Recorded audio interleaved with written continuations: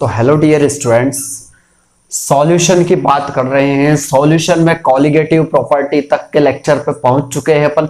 Colligative property में क्या क्या चीजें पढ़ चुके हैं उसके बारे में थोड़ा सा जान लीजिए। कॉलिगेटिव प्रॉपर्टी के अंदर जो है हम पढ़ चुके हैं relative lowering in vapour pressure, वाष्प दाब में आपेक्षिक अवनमन। यह जो होती है पहली कॉलिगेटिव प्रॉपर्टी थी जिसको हम पढ़ चुके हैं। नेक्स्ट चीज है अपनी, तो हम पढ़ चुके हैं भाई एलिवेशन इन बॉइलिंग पॉइंट, मतलब कि क्वथनांक में उन्नयन, क्वथनांक में उन्नयन। अब ये वाली जो चीज है थर्ड प्रॉपर्टी अपने को पढ़नी है, और वो थर्ड प्रॉपर्टी क्या है अपनी, डिप्रेशन इन फ्रीजिंग पॉइंट। क्या है? डिप्रेशन इन फ्रीजिंग पॉइंट, जिसको हिंदी में बोलते हैं हम हिमांक में अवनमन। हिमांक में अवनमन नाम से ही स्पष्ट हो रहा है भाई, अवनमन हो रहा है। अव मतलब नीचे और नमन मतलब झुकना, है ना। तो इससे स्पष्ट हो रहा है कि भाई जो हिमांक होता है, अब हिमांक क्या होता है, सबसे पहले तो इस चीज को अपन क्या करेंगे, थोड़ा सा पढ़ेंगे कि हिमांक क्या होता है। तो बने रहिए आप मेरे साथ। मैं हूं पवन विश्वकर्मा और आप देख रहे हैं पीवी सर की क्लासेस। तो डियर स्टूडेंट, फ्रीजिंग पॉइंट को समझने से पहले कुछ एक चीज समझ लेते हैं हम।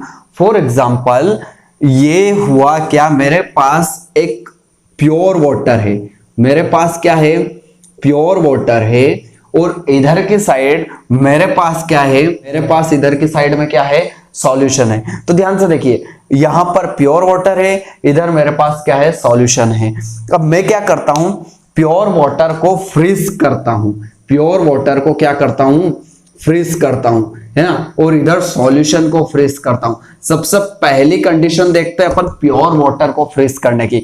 फ्रीज कर रहा हूं मतलब कि इस प्योर वाटर को क्या कर रहा हूं, मैं बर्फ बना रहा हूं। और जब भी वाटर को, लिक्विड को आप बर्फ बनाओगे तो उसको क्या करोगे भाई, टेम्परेचर आपको घटाना पड़ेगा ना। टेम्परेचर को घटाकर तो यहां पर आपका वाटर जो होगा 0 डिग्री सेल्सियस पर जो होता है फ्रीज हो जाता है। 0 डिग्री सेल्सियस पर वह आइस के अंदर, सॉलिड के अंदर कन्वर्ट हो जाता है। किसके अंदर? सॉलिड के अंदर कन्वर्ट हो जाता है। वाटर 0 डिग्री सेल्सियस पर सॉलिड के अंदर कन्वर्ट हो रहा है।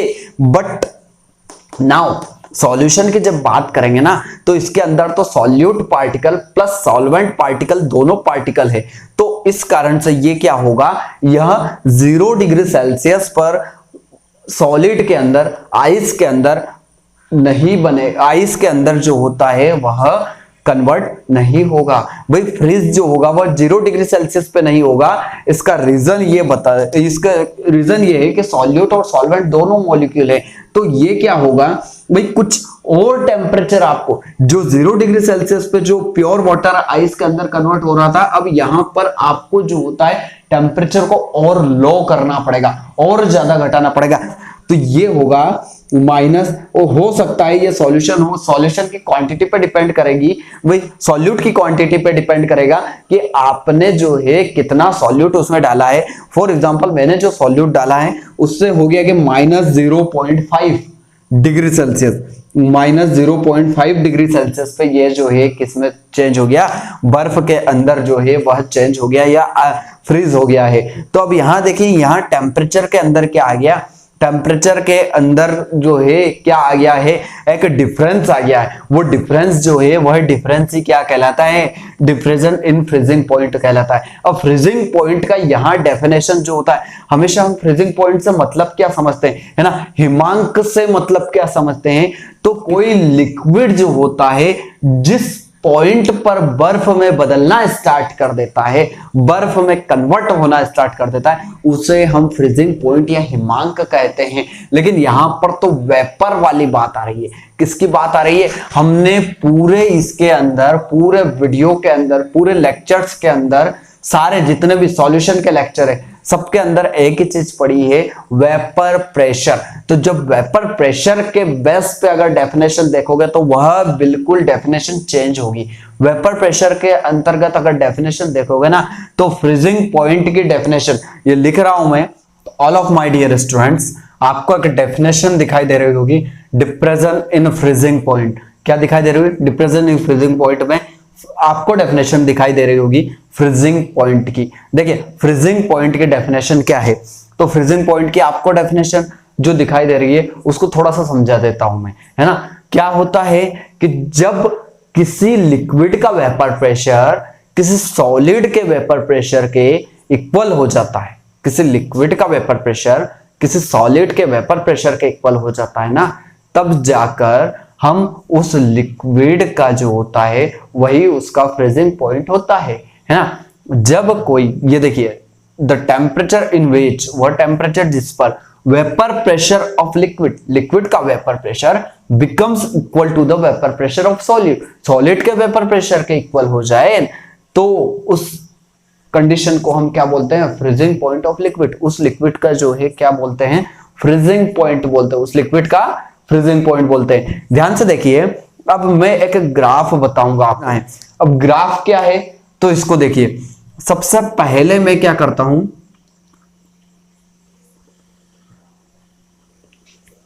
ये एक्स एक्सिस है, ये वाई एक्सिस है, क्लियर है, एक्स एक्सिस वाई एक्सिस। एक बात याद रखिएगा, मैं यहां पर ये जो लाइन ड्रॉ कर रहा हूं, ये लाइन है सॉलिड की। किसकी लाइन है ये, सॉलिड की लाइन है ना। अब हमने लिखा ही यही है कि सॉलिड की जो होती है वेपर प्रेशर को वो जो है इक्वल हो जाए, तो मैंने ये सॉलिड का वेपर प्रेशर बनाया कि भाई सॉलिड का वेपर प्रेशर भाई इतना होता है, ये सॉलिड के वेपर प्रेशर के लिए है ना, vapour pressure of solid, vapour pressure of solid, solid के वेपर प्रेशर के लिए, क्लियर है। अब यहां से क्या होता है, प्योर वाटर की जब बात करता हूं मैं, किसकी बात करूंगा, बिल्कुल प्योर वाटर है ना।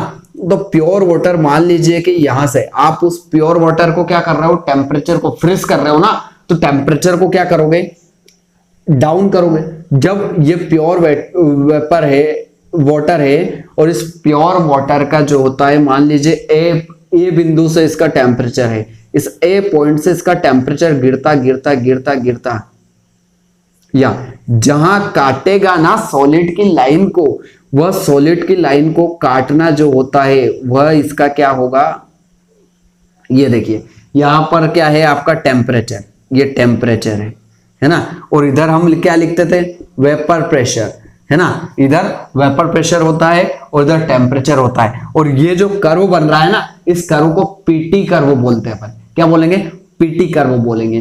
तो यहां पर ए से ये काटा इसने, मान लीजिए ये बी पर काट दिया, तो बी पर काटा है, यहां तक देखिए प्योर वाटर है, तो मैं क्या लिख रहा हूं, टी नॉट एफ, मान लीजिए टेम्परेचर कितना है, टी नॉट एफ टेम्परेचर है, कितना टेम्परेचर है, टी नॉट एफ। नोट क्यों लगा रहा हूं, तो नोट हम किस लिए लगाते हैं भाई, है ना, नोट आपको ही पता होगा कि नोट हम कब लगाते हैं, जब आपकी प्योर स्टेट की बात होती है। तो यहां पर प्योर ही तो वाटर था, ये कैसा वाटर था, प्योर वाटर था, प्योर H2O है ना, प्योर वाटर था। या आप लिख दो तो प्योर सॉल्वेंट, प्योर सॉल्वेंट इसको लिख दीजिए।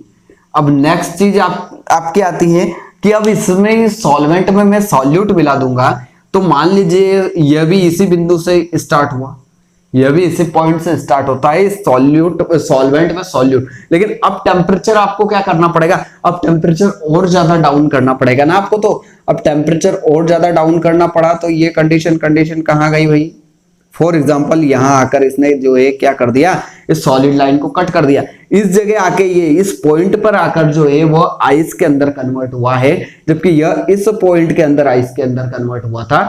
तो अब ध्यान से देखिए, ये लो भाई, यहां से जो लाइन ड्रॉ करूंगा ना, ये टेम्परेचर मान लीजिए कि क्या है, टी एफ टेम्परेचर है।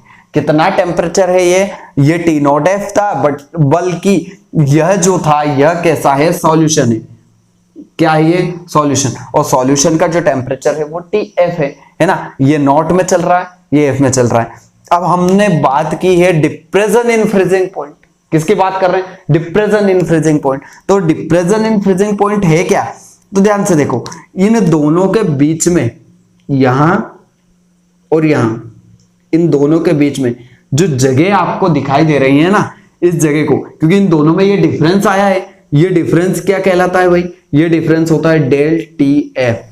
क्या है ये डिफरेंस, डेल टी एफ होता है। अब ध्यान से देखिए, डेल टी एफ कैसे निकालोगे आप, है ना, डेल टी एफ निकालोगे कैसे, तो यहां देखिए इस जगह तो T not F sorry B elevation in boiling point में था, लेकिन एफ फ्रीजिंग पॉइंट के अंदर है।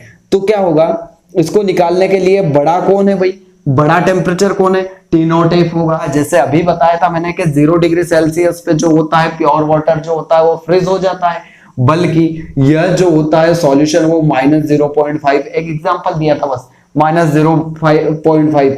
तो इन दोनों में से बड़ा कौन है भाई, है ना। प्योर के लिए तो ये टी नॉट एफ लिख रहे हो, इसके लिए सिर्फ टी भी लिख रहे हो सॉल्यूशन के लिए। तो इन दोनों में से बड़ा कौन है, माइनस वाला बड़ा है कि प्लस वाला बड़ा है, प्लस वाला बड़ा है। तो ऑब्वियसली जो होता है, आप जो है T not delta T F की वैल्यू जब निकालोगे ना, तो डेल्टा टी एफ की वैल्यू कैसे निकालनी पड़ेगी आपको, T not F minus T F,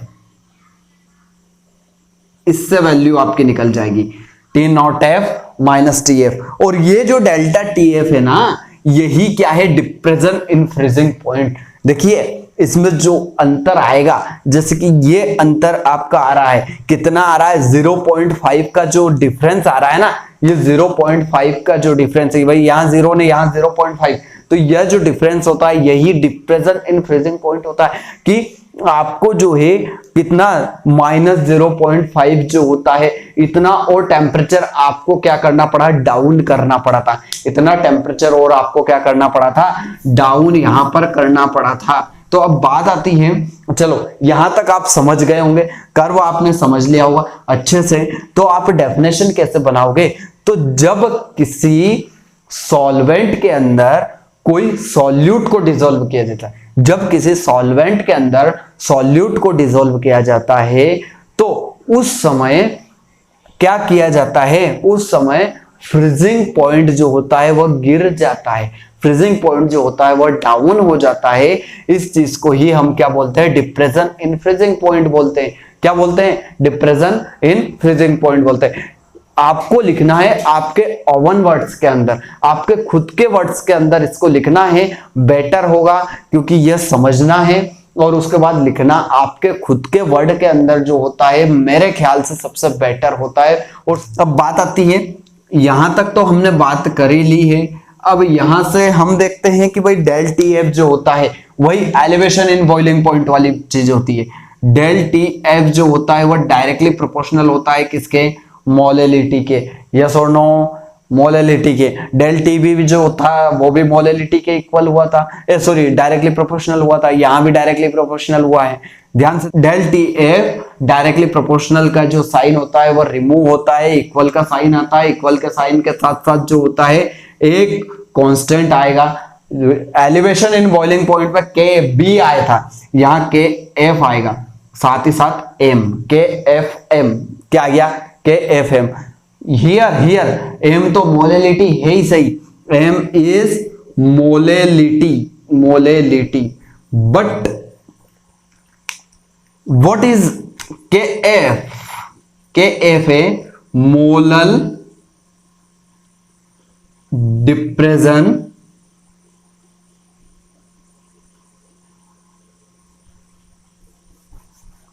constant, molal depression constant है ना, मोलल डिप्रेशन कांस्टेंट है। अब आप क्या कर सकते हैं भाई, आपके पास जो होता है एक वैल्यू होती है, क्या है आपके पास, एक वैल्यू है, किसकी वैल्यू है आपके पास, एम की। इसको एक और बोला जाता है क्रायोस्कोपिक कांस्टेंट, क्रायोस्कोपिक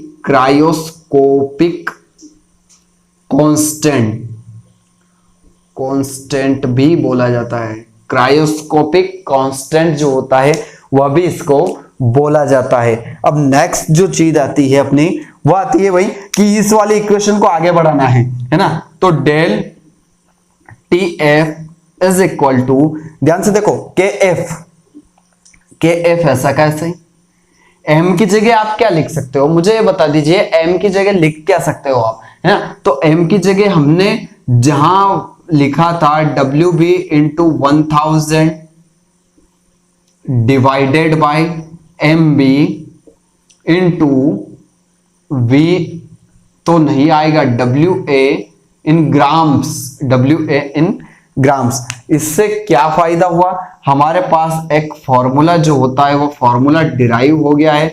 और यह फॉर्मूला कहाँ यूज में आएगा, यह फॉर्मूले जो होते हैं यह फॉर्मूले यूज में आएंगे कहां पर, न्यूमेरिकल के अंदर यूज में आएंगे। न्यूमेरिकल के अंदर इन फॉर्मूले को जो होता है बहुत ज्यादा यूज अपने को मिलेगा। तो यही है भाई डिफरेंस इन फ्रीजिंग पॉइंट। क्या है डिफरेंस, यहां से अपन निकाल सकते हैं भाई। जैसे मान लीजिए कोई भी न्यूमेरिकल है उसमें डेल टी एफ की वैल्यू पूछता है तो वो हमेशा के एफ की वैल्यू देगा, हमेशा के एफ की वैल्यू देगा।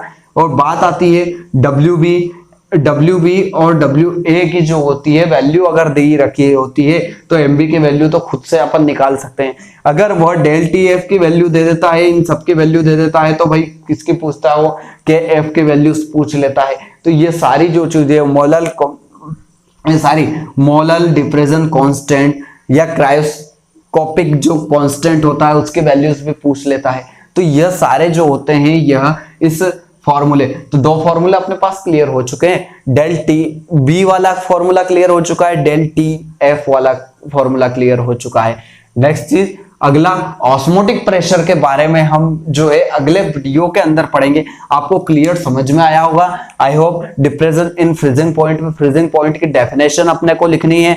नेक्स्ट चीज होती है कि आपको जो होता है डिप्रेशन किस तरह से होगा, फ्रीजिंग पॉइंट में डिप्रेशन किस तरह से होगा।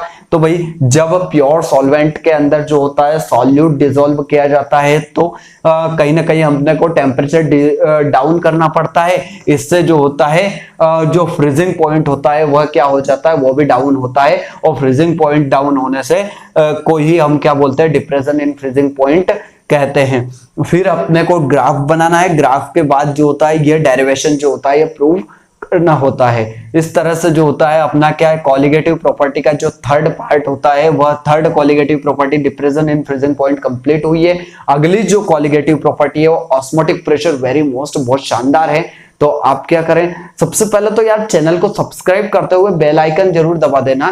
साथ ही साथ जो होता, तो डियर स्टूडेंट्स मिलते हैं अगले वीडियो में ऑस्मोटिक प्रेशर के साथ। और आज के वीडियो को जो होते हैं आप अच्छे से देखें और इसको ज्यादा से ज्यादा लोगों तक शेयर करें।